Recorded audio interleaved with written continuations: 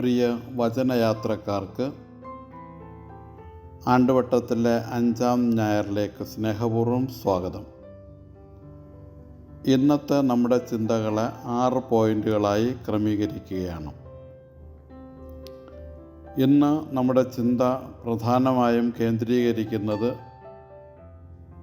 പത്രോസിൻ്റെ അമ്മായിയമ്മയുടെ സൗഖ്യപ്പെടുത്തലുമായി ബന്ധപ്പെട്ട് മാത്രമാണ്. പത്രോസിൻ്റെ വീട് സിനഗോഗിനടുത്താണ്. ഒന്നാമത്തെ പോയിൻ്റായി നമ്മൾ ചിന്തിക്കുന്നത് യേശുവിൻ്റെ ചലനത്തെക്കുറിച്ചാണ്. യേശു കടൽ തീരത്തിൽ നിന്ന് പള്ളിയിലേക്കും അവിടെ നിന്ന് ഭവനത്തിലേക്കും പോവുകയാണ്. യേശു പത്രോസിൻ്റെ അമ്മായിയമ്മയ്ക്ക് സമാധാനവും സൗഖ്യവും നൽകുന്നു. യേശുവിൻ്റെ ചലനത്തിൻ്റെ സ്വഭാവം വീണ്ടും നമ്മൾ ശ്രദ്ധിക്കുമ്പോൾ യേശു പൊതുസ്ഥലത്തു നിന്ന് സ്വകാര്യ ഭവനത്തിലേക്ക്, യേശു പുരുഷന്മാരുടെ ഇടയിൽ നിന്ന് ഒരു സ്ത്രീയുടെ അടുത്തേക്ക്, യേശു വാക്കിൽ നിന്ന് പ്രവൃത്തിയിലേക്ക് വരുന്നതാണ് നമ്മൾ മനസ്സിലാക്കുന്നത്. 2. പത്രോസിൻ്റെ അമ്മായിയമ്മയുടെ പനി. പത്രോസിൻ്റെ അമ്മായിയമ്മയുടെ പനി ബേണിംഗ് ഫീവർ, അതായത് കത്തുന്ന പനിയാണെന്ന് താൽമൂദ് പറയുന്നു. ഗലീലി ഭാഗത്ത് അന്നും ഇന്നും ഈ പനി ശക്തമാണ്.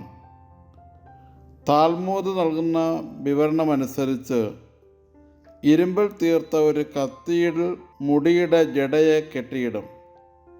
എന്നിട്ട് തുടരെ 3 ദിവസം പുറപ്പാട് 3-ാം അധ്യായം 2-3 വാക്യങ്ങളും, 2-ാം ദിവസം പുറപ്പാട് 3-ാം അധ്യായം 4-ാം വാക്യവും, 3-ാം ദിവസം 3-ാം അധ്യായം 5-ാം വചനവും ഉരുവിടുന്നു. തുടർന്ന് മാജിക്കിൻ്റെ രൂപത്തിൽ ഒരു പ്രാർത്ഥന പറയുകയും രോഗം സൗഖ്യമായി എന്ന് കരുതുകയും ചെയ്തിരുന്നു. യേശു ആകട്ടെ ഇതൊന്നും ചെയ്യാതെ അധികാരവും ശക്തിയും ഉപയോഗിച്ച് പത്രോസിൻ്റെ അമ്മായിയമ്മയെ സുഖപ്പെടുത്തി. ഈ സൗഖ്യം നൽകുന്നത്, രേഖപ്പെടുത്തുന്നത് യേശു അവളെ കൈക്ക് പിടിച്ച് എഴുന്നേൽപ്പിച്ചു എന്നാണ്. ദൈവത്തിൻ്റെ രക്ഷാകര പ്രവർത്തനത്തിൻ്റെ പ്രതീകമാണിത്. തളർന്നവർക്കും ആശയറ്റവർക്കും ദൈവം ശക്തിയും നവോന്മേഷവുമായി കടന്നു വരുന്നതിൻ്റെ പ്രതീകമാണ് ഈ അത്ഭുതം. 3. പത്രോസിൻ്റെ അമ്മായിയമ്മ വിശ്വാസത്തിൻ്റെ ഉടമയാണ്. യേശുവിനെ ആശ്രയിക്കാനും സാഹസമെടുക്കാനും അവൾ മിടുക്ക് കാണിച്ചു. യേശു അവളെ ആഴമായ വിശ്വാസത്തിലേക്ക് നയിച്ചു. ചിന്തിക്കാനും സേവിക്കാനും അവസാനം വരെ പിടിച്ചു നിൽക്കാനും പത്രോസിൻ്റെ അമ്മായിയമ്മയ്ക്ക് ശക്തിയുണ്ട്. അവൾ യഥാർത്ഥ ശിഷ്യത്വത്തിൻ്റെ മാതൃകയാണ്. സഭയിൽ സ്ത്രീകളുടെ ശക്തി നമുക്ക് തിരിച്ചറിയേണ്ടത് ആവശ്യമാണെന്നുകൂടി ഈ അത്ഭുതം നമ്മെ ഓർമ്മപ്പെടുത്തുന്നു. 4. ശുശ്രൂഷിക്കുന്നവരാണ് യേശുവിൻ്റെ ശിഷ്യർ. പത്രോസിൻ്റെ അമ്മായിയമ്മയ്ക്ക് നൽകിയ സൗഖ്യം യേശു പ്രാപിക്കാനിരിക്കുന്ന ജീവൻ്റെ രാജ്യത്തെക്കുറിച്ചുള്ള അടയാളമാണ്. സാപത്തിൻ്റെ മറവിൽ ആചാരാനുഷ്ഠാനങ്ങൾക്ക് പ്രാധാന്യം നൽകാതെ വ്യക്തിക്ക് ജീവൻ നൽകാനും അയാളെ അംഗീകരിക്കാനുമാണ് യേശു ശ്രമിക്കുക. മറ്റുള്ളവർക്ക് ശുശ്രൂഷ ചെയ്യാൻ നമ്മെ സമർപ്പിക്കുമ്പോൾ നമ്മൾ ദൈവരാജ്യത്തെ സ്വാഗതം ചെയ്യുന്നു. മർക്കോസ് 9:33-35 വരെയുള്ള വചനങ്ങൾ. മനുഷ്യജീവിതം നിർബന്ധിത സേവനം മാത്രമല്ലേ എന്ന് ജോബ് ചോദിക്കുന്നു. ഇന്നത്തെ 1-ാമത്തെ വായന ജോബ് 7-ാം അധ്യായം 1-ാമത്തെ വചനം. രോഗശാന്തിയിലൂടെ ജീവൻ്റെ തുടുപ്പുണരുന്നു. ഇങ്ങനെ യേശു തൻ്റെ പഠനത്തെ ഉറപ്പിക്കുകയാണ് ചെയ്യുന്നത്. അന്നത്തെ കാലത്ത് രോഗികളെ പാപികളായി കരുതിയിരുന്നു. ജനക്കൂട്ടം യേശുവിനെ സമീപിച്ചു എന്ന് പറയുമ്പോൾ അവർ ദുർബലരും ഒതുക്കപ്പെട്ടവരുമായിരുന്നു എന്ന് ചുരുക്കം. അങ്ങനെയുള്ളവരെയാണ് യേശു രോഗശാന്തി നൽകിയും ശക്തിപ്പെടുത്തിയും അങ്ങനെ യേശുവിൻ്റെ ശിഷ്യത്വത്തിലേക്ക് അവരെ ആകർഷിക്കുകയും ചെയ്യുന്നത്. 5. ഈ അത്ഭുതം സ്ത്രീകൾക്ക് നൽകുന്ന സന്ദേശം. സ്ത്രീകൾ പലതരത്തിൽ മുറിവേറ്റവരാകാം.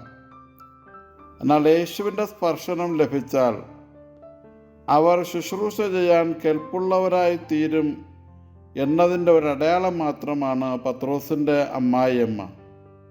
തിരുവചനത്തിലുടനീളം ഈ സ്ത്രീകളുടെ ശക്തി യേശുവിനെ അറിഞ്ഞു കഴിഞ്ഞാൽ, മനസ്സിലാക്കി കഴിഞ്ഞാൽ, യേശുവിൻ്റെ ആ ജീവസന്ദേശം പ്രഘോഷിക്കുവാൻ താല്പര്യം കാണിക്കുന്ന സ്ത്രീകളെ വേദപുസ്തകം നമുക്ക് നന്നായി പരിചയപ്പെടുത്തി തരികയാണ്. 6. പരിശുദ്ധ ഫ്രാൻസിസ് പാപ്പ രോഗവുമായി ബന്ധപ്പെട്ട് നൽകുന്ന സന്ദേശത്തിലേക്ക് നമ്മുടെ ശ്രദ്ധ ക്ഷണിക്കാം. ഫെബ്രുവരി 11 ആഘോഷിക്കപ്പെടുന്ന 32ാമത് ലോക രോഗി ദിനത്തിന് പരിശുദ്ധ ഫ്രാൻസിസ് പാപ്പ 2024 ജനുവരി 10 റോമിലെ സെൻറ്റ് ജോൺ ലാറ്ററൻ ബസിലിക്കയിൽ വെച്ച് നൽകപ്പെട്ട സന്ദേശം നമ്മെ ഓർമ്മിപ്പിക്കുന്നത് എങ്ങനെയാണ്? ഏകാന്തതയെ സൗഖ്യപ്പെടുത്താൻ സ്നേഹത്തിൻ്റെ ചികിത്സ ആവശ്യമാണ്. ഏത് രോഗത്തിലും ആവശ്യമായ ശുശ്രൂഷയുടെ ആദ്യ രൂപം അനുകമ്പയും സ്നേഹവും നിറഞ്ഞ അടുപ്പമാണെന്ന് പാപ്പ ഓർമ്മപ്പെടുത്തുന്നു. പാപ്പ തുടരുന്നു, രോഗികളെ പരിചരിക്കുക എന്നാൽ അതിൻ്റെ അർത്ഥം അവരുടെ എല്ലാ ബന്ധങ്ങളോടും കരുതൽ കാണിക്കുക എന്നാണ്. ക്രിസ്തുവിൻ്റെ അനുകമ്പ നിറഞ്ഞ നോട്ടം അനുവർത്തിക്കാൻ ക്രൈസ്തവരായ നാം പ്രത്യേകം വിളിക്കപ്പെട്ടിരിക്കുന്നു. സഹനം അനുഭവിക്കുന്നവരെ, ഒറ്റപ്പെട്ടവരെ, ഒരുപക്ഷെ പാർശ്വവൽക്കരിക്കപ്പെട്ടവരെ, പിന്തള്ളപ്പെട്ടവരെ ഒക്കെ നമ്മൾ ശുശ്രൂഷിക്കണമെന്ന് ഫ്രാൻസിസ് പാപ്പ ആഹ്വാനം ചെയ്യുന്നു. ഏകാന്തതയുടെയും ഒറ്റപ്പെടലിൻ്റെയും മുറിവുകളെ നമുക്ക് പരിചരിക്കാം. രോഗികൾ സഭയുടെ ഹൃദയത്തിലാണ്. അവർ സഭയുടെ അജപാലന ശ്രദ്ധയിലും സഭയുടെ ഹൃദയത്തിലും ഉണ്ടായിരിക്കുമെന്ന് ഫ്രാൻസിസ് പാപ്പ നമ്മെ ഓർമ്മപ്പെടുത്തുന്നു. ഈ മാസം 11-ാം തീയതി ലോക രോഗീ ദിനമായി ആചരിക്കുമ്പോൾ ദൈവം നമുക്ക് നൽകിയ എല്ലാ നന്മകളും അത് ദൈവത്തിൻ്റെ മഹത്വത്തിനു വേണ്ടി ഉപയോഗിക്കുവാനാണ്. ദൈവം നമുക്ക് സൗഖ്യം നൽകുമ്പോൾ അത് നമ്മെ ഓർമ്മപ്പെടുത്തുന്നത് ഇതുതന്നെയാണ്. നന്മ തിന്മകളുടെ സംഘട്ടനത്തിൽ നന്മ ജയിക്കുന്നു. അതാണ് വചനപ്രഘോഷണത്തിലൂടെ കൊണ്ടുവരേണ്ട സൗഖ്യവും. ഈ സംഘട്ടനത്തിന് ഇറങ്ങണമെങ്കിൽ ദൈവത്തിൻ്റെ മനസ്സിനൊപ്പം ഇരിക്കണം, ദൈവത്തോടൊപ്പം ആയിരിക്കണം. അങ്ങനെ ഞാൻ രോഗിയായിരുന്നു, നിങ്ങളെന്നെ സന്ദർശിച്ചു എന്ന യേശുവിൻ്റെ ആ നല്ല മനസ്സും മനോഭാവവും ഉൾക്കൊണ്ടുകൊണ്ട് ദൈവം നമുക്ക് സൗഖ്യം നൽകിയതിനെ ഓർത്ത് ദൈവത്തിന് നന്ദി പറയാം, ദൈവത്തെ സ്തുതിക്കാം. ഞാൻ നിന്നെ സുഖപ്പെടുത്തുന്ന കർത്താവാണെന്ന് പുറപ്പാട് 15:26 ദൈവം നമ്മെ ഓർമ്മപ്പെടുത്തുന്നു.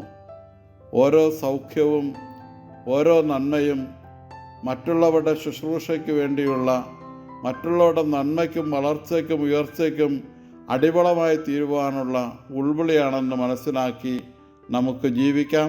ദൈവം നമ്മെ അനുഗ്രഹിക്കട്ടെ. സ്നേഹപൂർവ്വം ഫാദർ നിക്കോളാസ് ടി.